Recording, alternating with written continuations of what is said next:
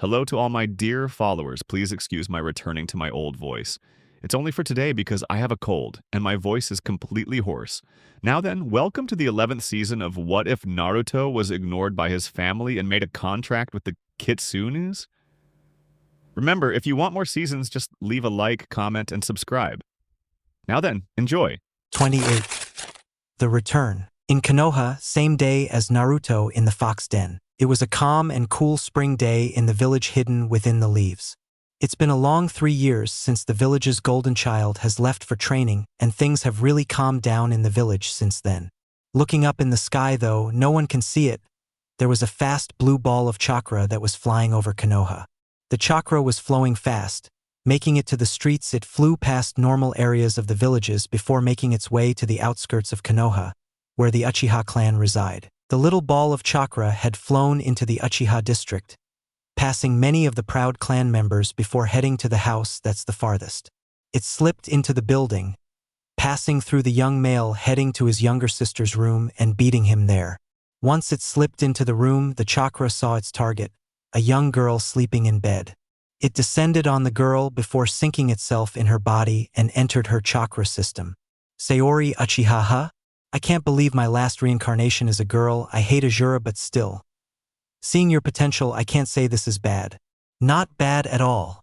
The girl opened her eyes wide as she jumped up from her bed, a kunai in hand and ready to attack her intruder. The voice she heard was so strange. What the hell was that? She thought before she sighed, decreasing her awareness, thinking it was just a dream. Soon, a knock on her door was heard. Amato, are you decent? Her older brother asked. The girl nodded her head. 1 second, she said as she got out of bed, revealing to be in nothing but her bra and panties, both black. Sayori had grown incredibly beautiful in her time growing up. Her features remind everyone of a young Mikoto, though her hair was something more of her twin brother's, though it was definitely longer, reaching her back. She began to put some clothes on. She put on a long pink blue blouse with a black strap that was like armor for her body that covered her breasts. That was a nice C-cup in size. She then put on some black shorts followed by some leg straps with long shinobi strap sandals. She changed her head and from blue to black and wore it on her forehead. Last but not least, she grabbed her katana she gotten as a present for making Chunin a year back. She opened her slide door, seeing her big brother, Itachi, standing there with a small smile. Good morning, Nisan, she said. Ah, good morning, Amato. Breakfast is ready.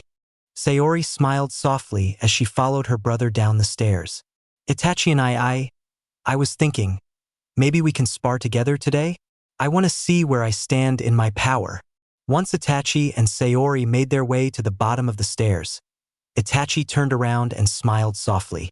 You mean you want to see how powerful you are so that when he returns, you're not considered weak when you're with him? That got the younger Uchiha's blood boiling.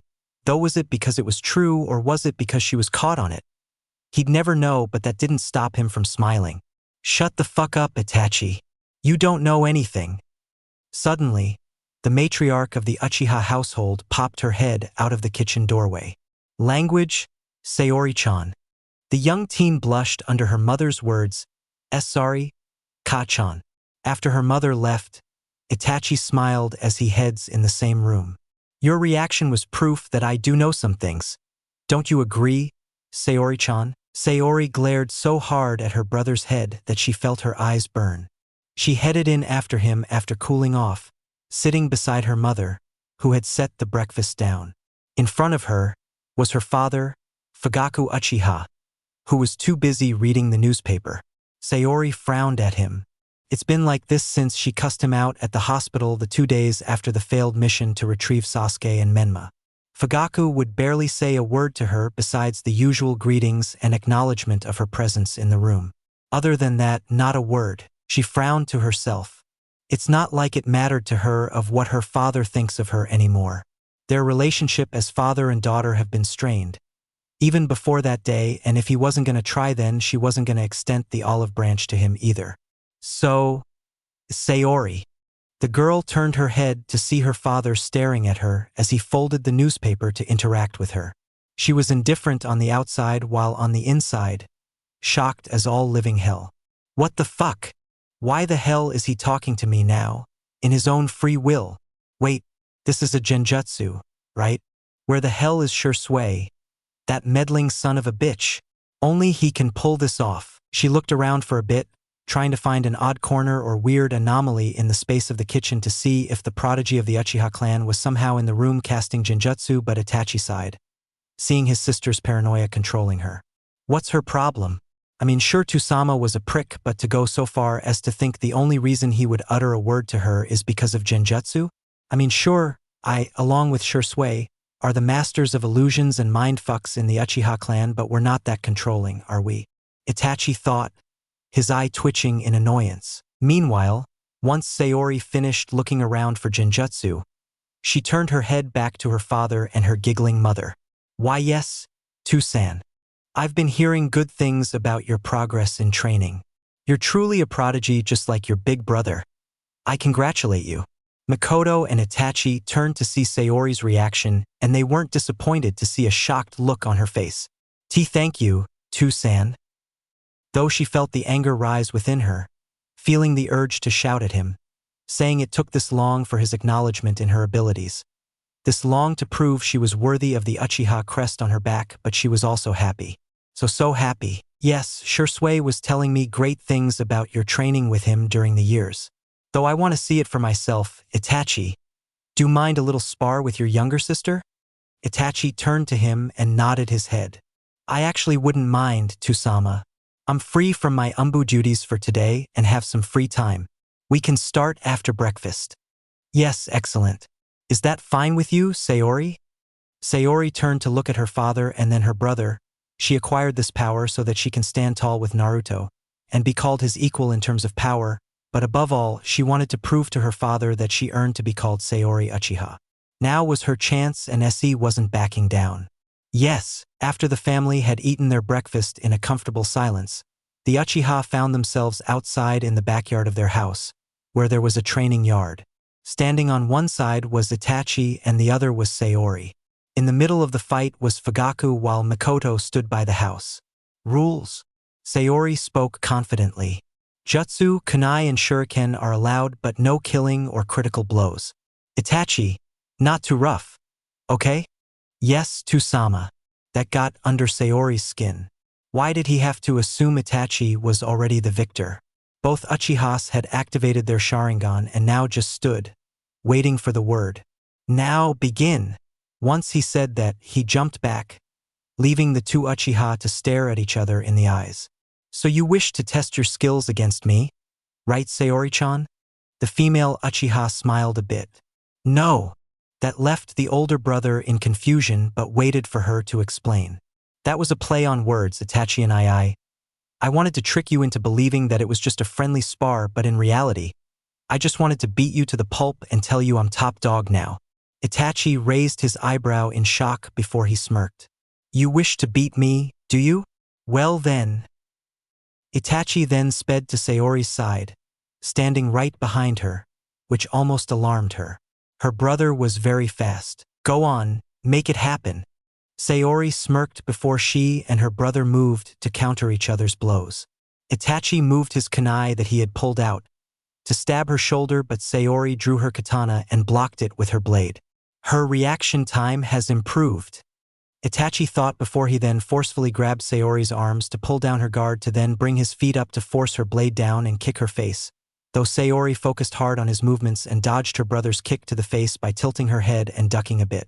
She smirked as she saw her brother in the air, meaning he was vulnerable to her attacks now, but she forgot she was dealing with Itachi Uchiha, the trickiest bitch in the Uchiha. Itachi saw her move her katana for an attack, so he twisted his body over hers, then grabbed her by her blouse and pulled her off her feet to slam her on the ground, making her drop her katana.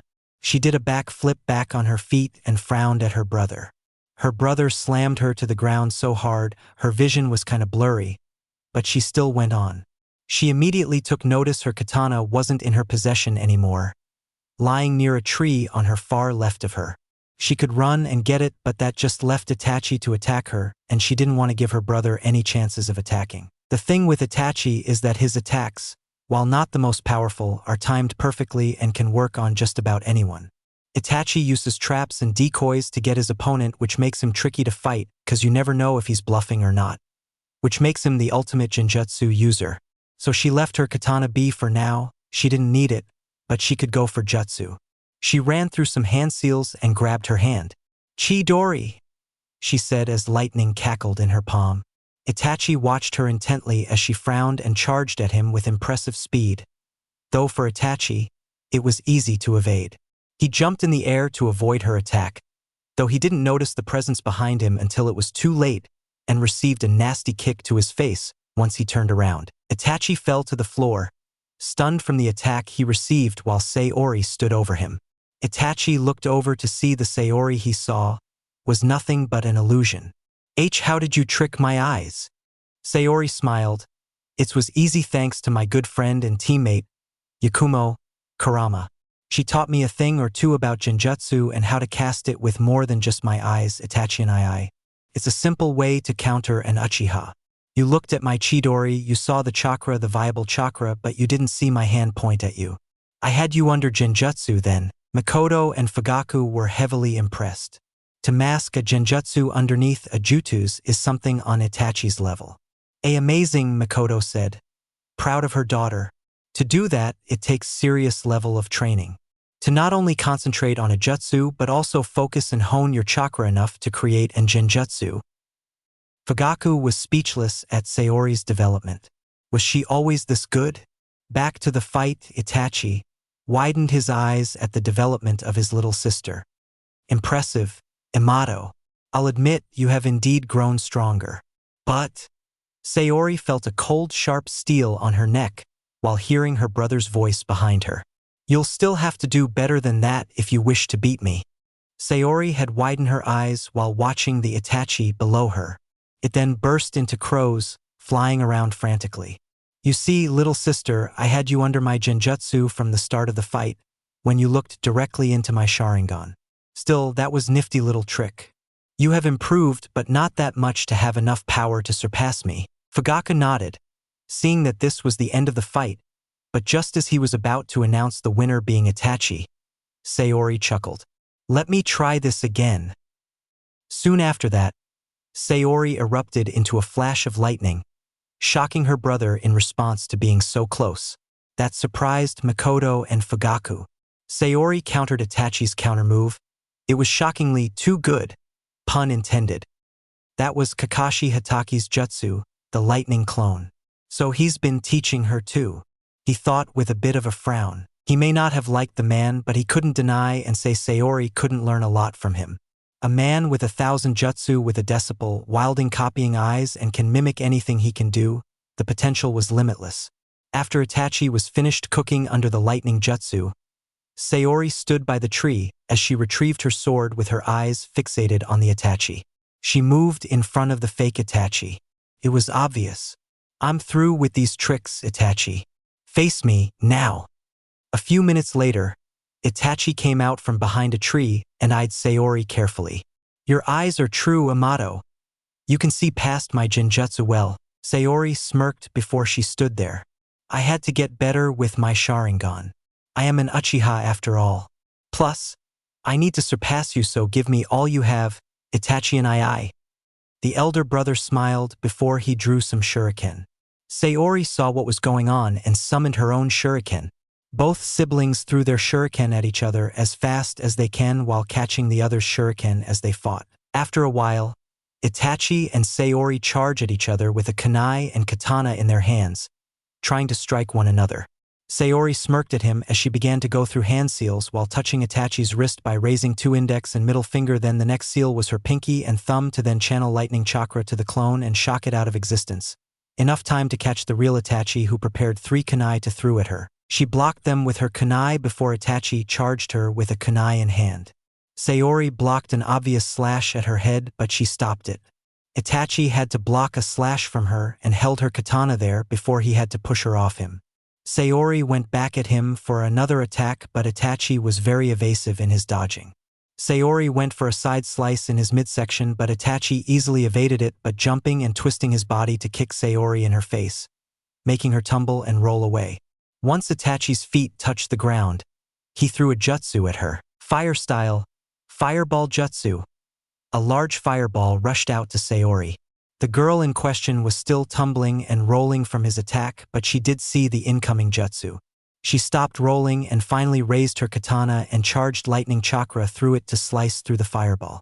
Though Itachi was quick as he zoomed to his sister and kicked her back into the very same tree he was hiding behind, nearly knocking it over from his power. Once she crashed into it, Itachi sped up to trap her, but Sayori stopped him cold in his tracks with a quick chidori to his chest. She didn't purse him, but it was more of a tap on the shoulder to shock him.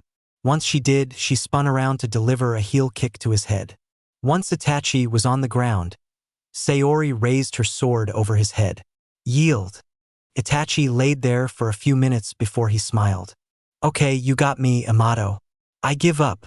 Sayori smiled. Makoto and Fugaku were impressed. Their children were so strong. Fugaku walked up to the field and spoke. Itachi, what do you think? She's definitely ready, Tusama. She pressured me greatly. She's quick and fast in her jutsu. She'll be a great lieutenant. Sayori looked at Itachi and Fugaku. What? Fugaku smirked. Starting tomorrow, you'll be a lieutenant of the Uchiha police force. Congratulations, Sayori. You earned it, Amato, Itachi said with a smile. Sayori looked shocked as hell, but she felt the tears coming to her eyes, but she wiped them. I thank you, Tusan, but I'm afraid I'll have to turn down such a responsibility. Fugaku looked shocked. First, his eldest son turned down the offer when he was 16, and now Sayori turned his offer down too. What? Why not? You don't want to be a part of your clan's responsibility. She shook her head. It will eventually be in my goals to take over as a leaf police officer, maybe even chief, but I also want to grow in my way of the shinobi first, Tusan. I just want to be my own ninja right now. Fugaku looked at his daughter in surprise before he sighed. If that is what you wish. With that, Fugaku moved to leave, but before he left, he stopped, having his back turned to the girl. Excellent fighting, Sayori. I'm proud of you. You'll go far. Then he left, leaving a shocked Sayori and smiling Itachi. Makoto came up and hugged her with so much strength. I don't know what you did, Ka-san, but he is wayy more pleasant now. Makoto winked. Oh, I have my ways. That's all you need to know. Oh, my baby. You were wonderful. Don't you agree, Itachi-kun? Yes, she was amazing, really, Sayori. I'm very impressed with your development. Sayori smiled while Makoto turned to the house and ran. Just for that, I'm cooking your favorite tonight. Soba noodles. Sayori had stars in her eyes. Makoto smiled while she turned to Itachi. And for dessert, I'll pick up some dango sticks. Itachi had stars in his eyes, too, as his mother left to get the ingredients ready. Just when it was the two of them, Sayori sighed. I know you went easy on me. Itachi looked away with a blush of being caught. Whatever could you mean, Sayori-chan? I know for a fact you didn't hit me with Tsukuyami. That could have been the game changer. Or none of your Manjikyu abilities. Itachi sighed. Sayori knew about her brother having the Manjikyu Sharingan. He got it ever since he saved her from Orochimaru. She knew of the abilities that he had awakened as she had sat and watched him as he trained with Shursui, who also had it as well. When she asked about it, Itachi told her that the Manjikyu Sharingan is the next level of the Sharingan and it has the power to control the Nine Tails, or basically just about any tailed beast out there, but story says that Madara used his Manjikyu to control the Nine Tails. When she asked about its awesome power and how to obtain it, Itachi glared hard at her and told her don't even think about it. He said that if it comes to her, it will come to her, no sense of rushing it. So to her, it's like the Manjikyu wasn't a good thing to awaken despite its awesome power. Look, Sayori, I could have used Tsukuyami on you, but I did not want father to know of my Manjikyu. Okay? You can't tell him either. Besides, even if I did use it, I have a feeling you would have broken out of it. You didn't even try and see, she argued. Hate being taken lightly like that. No, I have a strong feeling. Your Sharingan eyes are special, Amato. They're probably the strongest pair of Sharingan eyes I've seen ever. Your potential completely surpasses my own. Yeah, keep talking like that, and I'ma beat your ass again. We'll see if I'll be going easy on you again. Well, I'll be.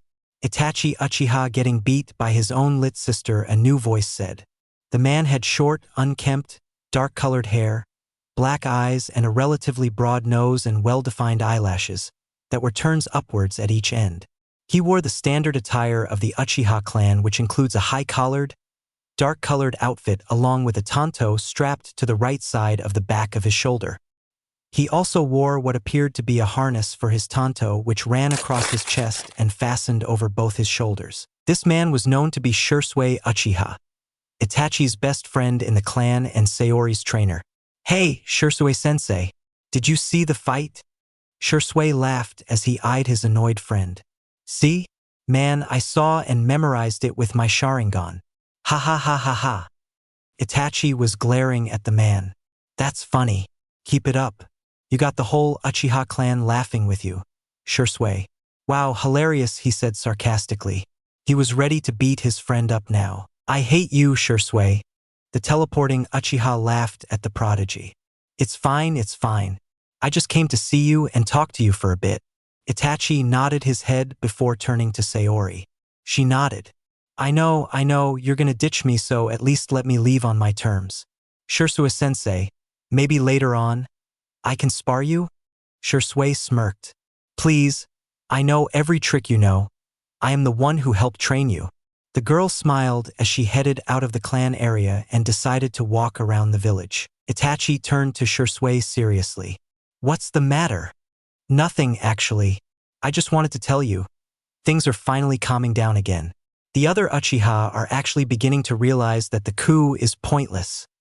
Itachi sighed in relief. The Uchiha rebellion was something that made Itachi age so fast in this life. He was playing double agent with the clan as he was being an inside agent with Konoha as well. Minato, however, was a peace-loving man, thankfully, and his reputation over the war as well made the clan halt in their steps to trying to take over the village. Plus, with the two Sannin on board as well as the third Hokage still here, and though not much else to say, some of the Uchiha even feared Naruto as he was the wielder of the first Hokage's bloodline that was said to pressure their strongest leader. The Uchiha knew full well that if they went at this too crazy, they'll all be annihilated, so while in the planning stage, Minato had time to offer ideas to get the clan to try and forget the idea of civil war, using Itachi as the mediator since he didn't want this just as much as the Hokage didn't. But still, it took some hard years to get each and every member to cool off their hatred and form an agreement with the village. The hardest was his own father, considering he's such a proud man. It took the combined efforts of him and his mother to finally break him, telling him that to be a leader, you are supposed to do what's best for the clan, not the worst by marching them to their deaths, just like how he did it with Sasuke, his own son, who left because he felt pressed about getting power to prove himself. Hearing Shisui tell him that it felt like a true weight has been lifted off Itachi's shoulders, he let a soft tear fall down his face as it was beginning to cease. That's good. That's so good to hear. He thought that if worst comes to worst, he'd be having to side with Konoha and having to bury his family. Sayori was now of age to be involved with the Uchiha coup, and it would only be a matter of time before father would have recruited her to be a part of the village demise. If she knew and sided with the Uchiha, he'd have to strike her down too if things went sideways. But it didn't turn out that way, making him happy. Shisui smiled. "Yeah, things are finally looking up. It's crazy. Hey, want a drink to celebrate?" "No. Kasama is making dinner tonight and she's bringing dango. I have to be here." "Oh, come on, you lightweight. Why? Are you afraid you'll be so drunk? You'll have to get your girlfriend to come pick you up." Itachi blushed. That one night where Shisui and him went for drinks and Shisui got him wasted, he began strip dancing at the bar. Luckily enough, he had on his ANBU mask so nobody would recognize him, though Izuna came in and saw him and took him home. "I hate you. God, I hate you so much. I know you love me. Come on, Itachi, let's go." As Shisui dragged Itachi to a bar for some sake, a figure in an orange swirling mask popped out from the side of the wall. "HN. The Uchiha massacre has been called off?" "I don't think so. Not if I have something to do about it. The best way to play an Uchiha into getting what you want is to play them by their ego and hatred. Tobarama, you psychotic bastard. You don't know how right you are," the man said as he eyed the current Uchiha clan head in the window of the house. Meanwhile, Sayori was strolling around town, bored as hell. She passed a few stores here and there and wondered what to do. She rarely had free time like this since she'd be training with Shursui or Kakashi or just training by herself whenever, but now she was free and had nothing to do. She looked up at the village's Kage monument and saw the fourth Hokage's face. Immediately, her mind wasn't drawn to the man himself but his offspring that looked exactly like him. She smiled softly at the thought of her unofficial boyfriend. She wondered how he was doing, or better term, how strong was he now. When he left, he was already leagues above everyone else in her class. He may have been better than some of the jonin around here now. So if he was like that before he left, how tough was he when he returns? Was she just as strong as him?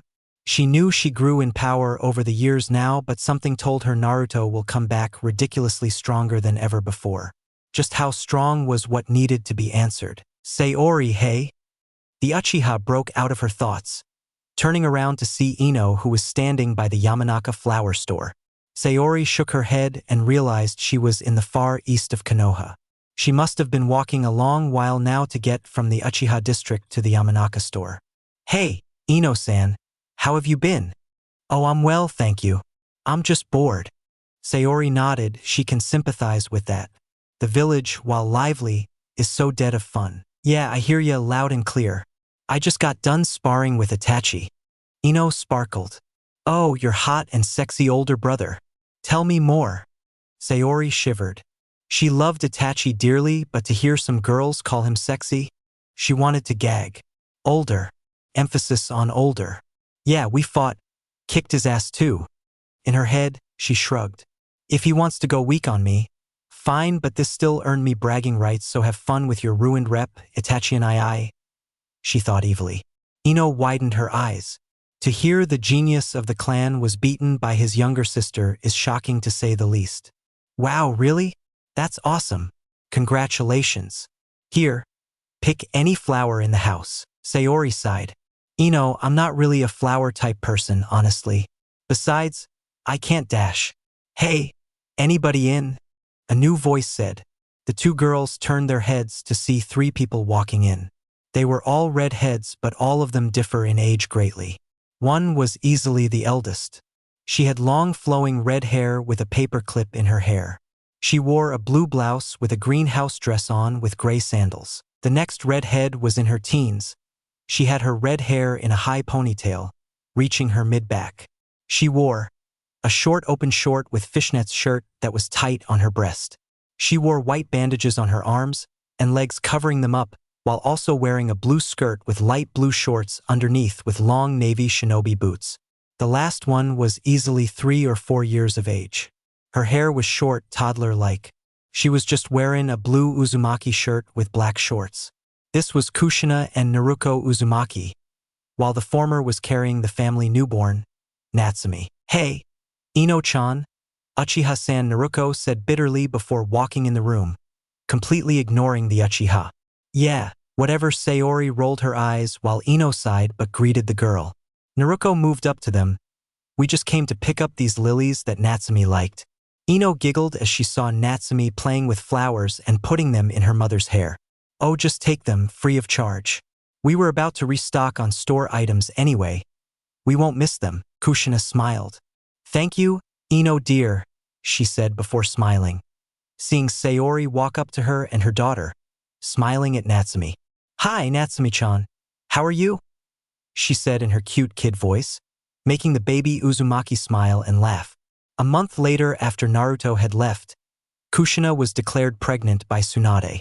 It left the village in excitement because that meant there will be another prince or princess of Konoha. They all just hoped it didn't turn out evil like Menma. Once Kushina figured out she was pregnant, she was so happy yet so sad. A birth of a child is always something to be happy about, but when she thought about her family now, it only made her shed tears. In reality, she only had her daughter with her now, as one son left to join an international criminal while the other completely hates her. Her family had fallen into pieces now, but she and Minato vowed to make things right with Natsumi. They owed to Naruto and Menma. Say we ni. She giggled while the Uchiha smiled wholeheartedly. She was just so cute. Hello, Sayori-chan. By any chance, is your mother home? I'd like to drop by and see her. Sayori nodded her head. Yeah, she's cooking right now. She may be out buying Itachi's dango, so you might be able to catch before she heads out. Kushina nodded before heading out, thanking Ino for the flowers yet again before doing so. Once she left, there was only 3 left. So, how was training with Tsunade? Ino and Naruto smiled a bit. It was stressful, but I learned a great bunch from her. Yeah, me too, though I'm not so good with chakra control too much since I have so much chakra, but still, the control I have now is because of her and I do thank her for that. Though Yakumo. She's one of a kind, Naruto said, getting Sayori to smile. Yakumo took her training very seriously too, going along the lines of support and medic. She started off with Haku, training at the hospital during her time with him, but Tsunade recognized her skill and offered more tutelage. With being an expert in genjutsu, her chakra control is crazy good, so medical ninjutsu came to her like she was made for it. So much so that Sakura, another disciple of Tsunade, fell behind Yakumo's shadow, which made the girl jealous. It was easy to say that out of all the students Tsunade had taught, Yakumo was by far the best, even surpassing Shizune and Kushina. Well, of course, she is my teammate and Team 12 stomps everyone. Ino sighed while Naruto just glared. They couldn't retort her as Team 12 was actually one of the best teams in terms of strength out of the whole teams of Konoha. Ino looked at her clock and saw that it was 3 o'clock. Okay, closing time. Both Uzumaki and Uchiha were confused. Ino? I thought you close at 5. Well, it's boring here, so I'm closing up shop. Besides, I'll just lie to Kasan and say I felt a little sick. I want to do something, so we're going to go shopping and then get lunch. Naruto's eyes widened at the idea of shopping while Sayori wanted to stab hers. She hated shopping. She was never the best at picking out clothes since she had no desire in that whole dress to impress type of thing. Or, we can skip shopping and go straight to lunch. Ino and Naruto laughed. Come on, let's just go. Okay? Besides, you're gonna need an outfit for when he returns. Right? Ino whispered the last part in Sayori's ear in hopes of not upsetting the Uzumaki with them. Sayori only blushed heavily while being dragged out the store with a squealing Naruto behind them as Ino closes up shop. The villagers all saw Sayori being dragged by her friend while mouthing help and don't just watch a kidnapping, you sickos. Meanwhile, with Kushina, she had found her way to the Uchiha compound with Natsumi cooing happily. Kushina played with her a bit before she knocked on the door. Soon after, Fugaku opened the door to see her and frowned. Oh, it's you. Hey, Kushina. Still a red-headed bitch, I see. Before Kushina could blast him with an insult, Mikoto threw a pot at his head. Don't swear in front of an impressionable baby. Hi, Kushina-chan. Hello, little Natsumi-chan. How are you? Hi. Natsumi laughed as she played with Mikoto while Kushina laughed at Fugaku's pained face. Hey, Miko-chan, can we talk? I'll help you with your dinner prep. Well, I can sure use some help. Maybe even this little cutie, the female Uchiha said as she pinched Natsumi's cheek slightly. As the 3 come inside, Fugaku was still on the floor, slowly losing consciousness. As the woman entered the kitchen to begin preparing for the celebration dinner, Kushina sighed as she dropped the flour. Mikoto had pulled out Sayori's old baby chair and put Natsumi in there before she came back to see Kushina frown. Kushina, what's wrong? The Uzumaki put the flour on the table. I was just wondering if Naruto liked soba too. Mikoto sighed as she saw the tears enter Kushina's eyes. It didn't take genius to know that Kushina still feels upset with herself with how Naruto turned out. He doesn't even consider her a mother anymore and now looks to a fox as his mother. Kushina, I can't tell you that what you're feeling isn't out of place since, yes, you did fail Naruto as his mother. You weren't there for him. Nor was Minato, Jiraiya, Tsunade, nor his siblings or the village, but he became so strong because of what happened. While what happened wasn't justified, nor does it make it better, but I like to think of it as if it weren't for that, Naruto wouldn't be who he was today. I'm sure Naruto likes who he is now. Wouldn't you agree? Yeah, I guess so. Mikoto smiled sadly. But even so, What we have all done to Naruto was unforgettable, and he has a right to hold such a grudge because we did ignore him. But all you can really do is apologize and just keep watching out for him now until he's ready to let you in and give you that chance, and when he does, you take it and never let him down again. You think what you all were doing before was working? What did he do when you all would pester him to love you all again? Kushina frowned, remembering it all. He would just get so angry, say such mean things to us. Though I did agree about Jiraiya's bit. He is a pervert, Makoto nodded. Agreed, but yes, he did do that, but remember, he gave Minato that olive branch when Minato apologized and vowed to do right by him and left him alone to think for himself. He also was to lend support to Naruto whenever he needed to, right? And now, Naruto looks at Minato more than all of you, correct? The Uchiha said as she began to make the dough with the flour. Kushina just watched her as she began to realize how close Naruto and Minato were compared to everyone else. It was almost like Naruto valued Minato as a potential parent, even though he still called him by his name. And remember, you didn't pry into his training the day he left and just asked to show him a few pointers if he wants. And he said yes.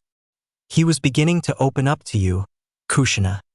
The Uzumaki looked so happy that she began to shed a bit of tears. Naruto was beginning to open up to her. Natsumi, meanwhile, tilted her head behind the two females and spoke. "Nah, are you, too?" Kushina wiped her eyes as she turned her head and grabbed her daughter and began to dance. "Yes, sweetie Naruto. Your big brother. You're Naru and I." Natsumi began laughing as she was a smart girl for her age. "I have a big brofer."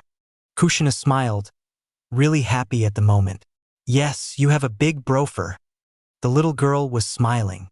"Where is he? Where's big brofer Naruto?" Kushina smiled happily at her daughter's cuteness. "Soon, baby, real soon. I'll have you meet him as soon as he comes home." Makoto smiled at the scene.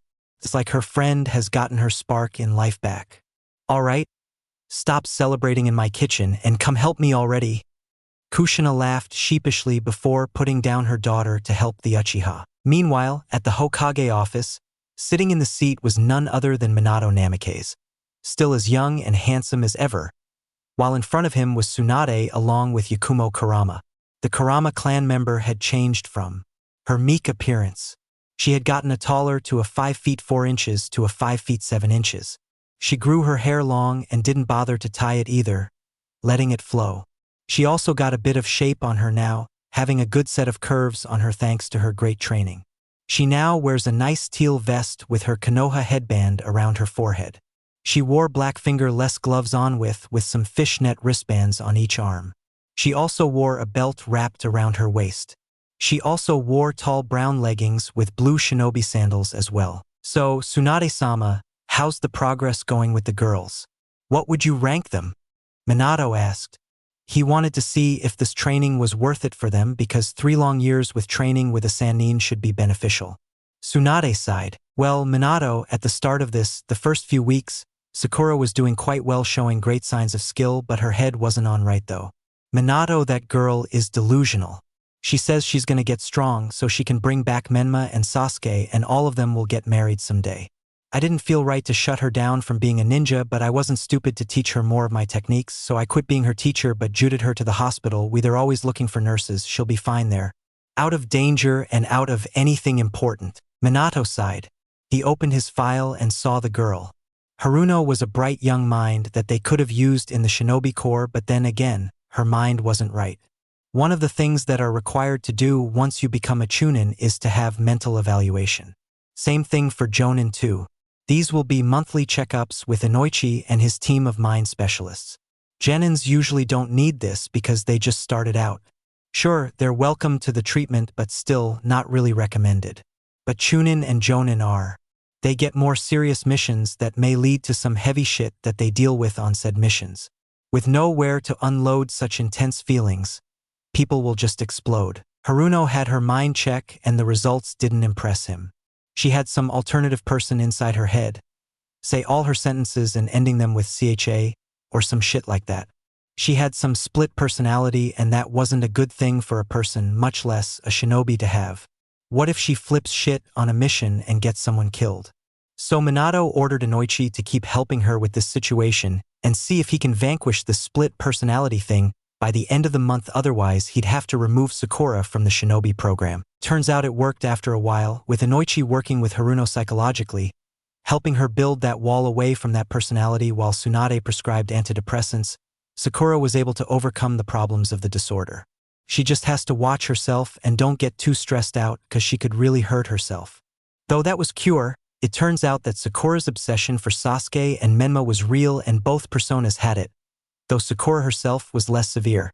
Tsunade wasn't about to teach a fangirl like her every one of her techniques, so she let her go. Minato sighed. Well, alright, I'll have a talk with Inoichi and see what to do. If there's nothing, then there's no choice. I'll have to pull her from the program. With what she's about, I can't have her being obsessed with criminals to the village. She can do some real harm. Tsunade nodded. I agree. Anyway, I still had Ino and Naruto to teach. Naruto is decent with her medical ninjutsu, but her control is nit cut out for this, which is expected honestly. She actually exceeded my expectations and I'm proud of her. I thought she wouldn't be able to pull off such a level of chakra control since all the other times. Her control was mediocre, but to pull this off is great. Ino, on the other hand, is a good medic too. Though she's kind of cocky and rushes the training, on my getting half-assed results, but she grasps the basics good. Tsunade's eyes went bright as she turned her attention to Yakumo, who blushed under her sensei's proud gaze. But during my time training them, I never thought I'd come across someone talented like Sakura again, but I was wrong. Oh, so wrong. Yakumo here is a genius in the art. Her chakra control is extraordinary, almost better than mine. Everything I showed her, she picked up like a fish in water. I've decided to make her my successor in the art medical ninjutsu. Yakumo blushed hard. TT Tsunade-sama. Please, you're overestimating me. Minato was shocked at the level of Yakumo. So does that mean you taught her your signature moves? Tsunade smiled while slapping Yakumo's back. Hell yeah, I did. You're looking at my next successor here. She knows my strength technique so watch out for her. I can see why Mitarashi-san has so much fun with her. She's a undercover genius. Minato smiled. Well, that's excellent. I'm impressed, Yakumo. So what would you rank her? Definitely Jonin material, that's for sure. Her regular ninjutsu stayed relatively the same, but she's not really a ninjutsu person. She's advances in genjutsu and taijutsu and medical ninjutsu, but ninjutsu is probably still a high genin low chunin. Minato nodded.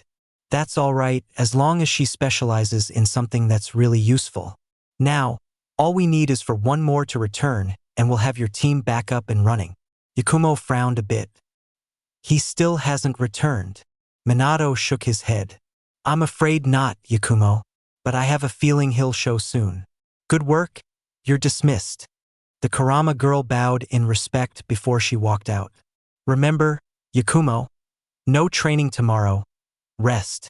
As the girl walked out, Minato sighed. Might as well. Come out, Jiraiya-sensei. The man from the side of the room just appeared out of nowhere, deactivating his invisibility jutsu. You old perv, Tsunade said while Jiraiya smiled. Come on, Tsunade. I know you missed me. It's okay to say it, you know?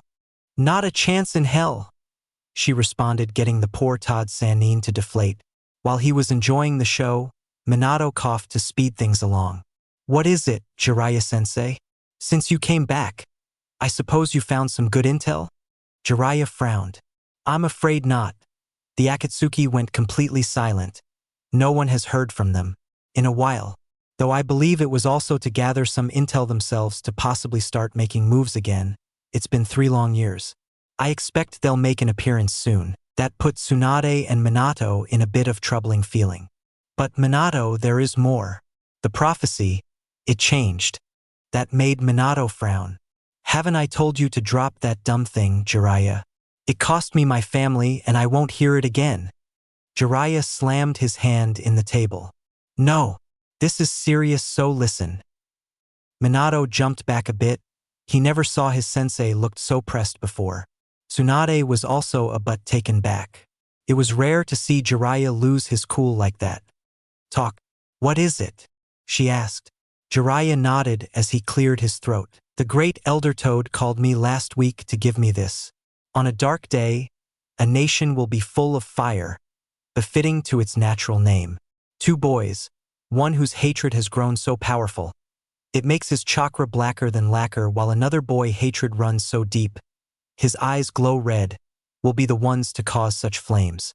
Their hatred will run through the land, terrorizing and destroying everything they touch unless the objects of their hatred stops them themselves. A boy, whose heart, while full of anger, only shows nothing but love to those he cares for, point of nature siding with him.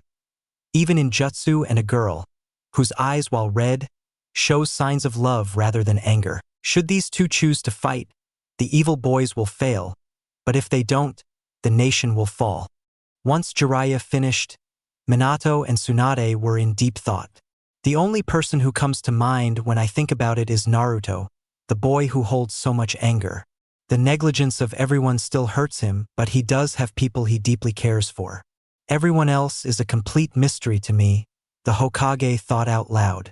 The two with red eyes, I believe it has something to do with the Uchiha clan. They are the only ones in the village with red eyes. Though who it is, I'm not sure. But it has to be people we know. The elder toad would tell me it's a random person coming dash. Menma and Sasuke, Minato said, getting their attention. Minato, are you sure? Would Menma really do this? Tsunade said, but Minato jumped up from his seat. The hurt in his eyes as the thought of his own son coming back to destroy him and everything he held dear. You heard Naruto that day in the hospital. Kushina told me what he said to her too. Menma isn't who we thought he was. The Menma in our minds is someone who wouldn't do this, but the Menma we don't know who is very much real. We can't say the same. And Sasuke has always been a loose cannon since Fugaku warped his mind. The man still blames himself for that, but it's too late. Orochimaru just brought it out to the light sooner than we would have liked, but what's done is done, Minato said as he sat back in his chair. So I can safely assume the girl who has loving eyes is his Sayori. Then, Tsunade comments, which Minato would nod. It's the only one that makes sense besides Mikoto. He rubbed his hands over his face. When did things get so messed up? Minato said, feeling the need to cry. The thought of his two sons having to fight to the death for the sake of the village, he felt like he failed as a father. He felt that prophecies aren't always set in stone, meaning this didn't have to happen. If he had just disregarded Jiraiya from the beginning and trained all his children, maybe, just maybe, this prophecy now would have been bullshit. But, of course, there was no way to go back in time and change how the events flowed. Now his sons must fight to their possible deaths. Things in prophecies always get fucked up. Could mean that Naruto had just defeated Menma and they could have him jailed. It could mean that Naruto had stopped Menma and had him repent for his sins. Which means they can be a loving family, but he highly doubted that one. It also never stated Naruto would live after if he defeated Menma. He could potentially die in battle along with Menma, though as he thought of that one though, a burning feeling in his gut told him that it wasn't possible, though for no reason, he just felt that Menma couldn't kill Naruto. So what do we do? Tsunade asked. Keep it to ourselves. Jiraiya turned to Minato like he was smoking the loudest pack of weed. Are you insane, Minato? This could potentially save things and dash. Or potentially ruin them too. Didn't you learn the first time? These prophecies are like a river and our choices are like debris blocking the water, making the prophecy move in a different direction. Sometimes in a good place, but mostly bad. We keep interfering with the flow of things and we just fuck it up even more. Just let it happen. Jiraiya was amazed. So you'd rather let this happen rather than try to potentially save your sons? Minato sighed as he looked at the floor. For the first time in a while, his age was finally starting to catch up with him. He had just stress marks on his forehead, not too crazily but still noticeable. His eyes had dark lines under it, showing the stress he had been under as Hokage. This side of Minato only appears when troubling situations like this approach. Of course I don't, Jiraiya, but I don't need to make things worse than they already are. We don't even know what the circumstances of the situation. How will this be set up? Do they come to Konoha willingly and fuck shit up, or is there another way they do it that will be affected by our course of action? I can't risk it. Besides, I trust Naruto to do what needs to be done. Despite his anger, he knows what's at stake. I believe in him. The only way we stop this is by hunting down Menma and Sasuke and killing them while we got the chance, but then what? Prophecies are never that easy, you know? Jiraiya opened his mouth to speak, but he had nothing to retort it with because he needed hard facts, and right now, he was low on them. Where is the brat anyway? Not here yet, Tsunade said. He's still gone. What the hell? See, if I was training him he'd be a no-good perv. I know you just want the satisfaction and glory of training the next first Hokage, but he is in better hands, so drop it. Now Jiraiya, I'm serious. Leave this matter alone. Don't tell a single soul. This stays with the three of us. Am I clear? Yes, Tsunade said while Jiraiya groaned. Whatever. Minato sighed, but just as he was about to speak, his door was knocked on. Come in. It was then later that Kushina came in the room with Natsumi in hand. Hey, Minato-kun. Hey, Tsunade-chan. Jiraiya. Kushina greeted everyone, but Jiraiya got the most disrespectful greeting, but he just smiled. Come on, Kushina. Don't be like that. Hey, little Natsu. Can you say boobies? Tsunade and Kushina glared hard and moved to beat the man senseless while Minato held their daughter. Why does he do this to himself, Natsu-chan? Is he depressed and he feels the need to die, so he does these things to get closer to God? Natsumi looked at her father. That's dark, daddy. Minato sighed. His youngest daughter was too smart for her own good. Once they were down, Jiraiya was a bleeding mess on the floor. Bleed out, you bastard, Kushina said while Jiraiya went unconscious. So, Kushina-chan, what brings you here? From anger to happy, Kushina began her request with a smile. We'll be eating at the Uchiha's tonight, so please hurry here and we'll go. I told Naruto on the way here. Minato nodded. His eyes and face were beginning to regain their beautiful features they usually had. His wife, despite her moments, usually knew how to make him happier. Well, I'll pass. I have some work to do, so count me out. Plus, I have his stupid ass to heal, so, she said, pointing to Jiraiya. No, Tsunade, it's okay, just let him go. Let go and let God, Jiraiya. It's time, Kushina said, whispering in the white-haired man's ear. The man moaned in pain before Tsunade laughed. As tempting as it would be to watch that, he is my teammate. So I'll have to save him, out of respect for Sarutobi-sensei and all. Kushina nodded faintly, though she still glared at the pervert being dragged out.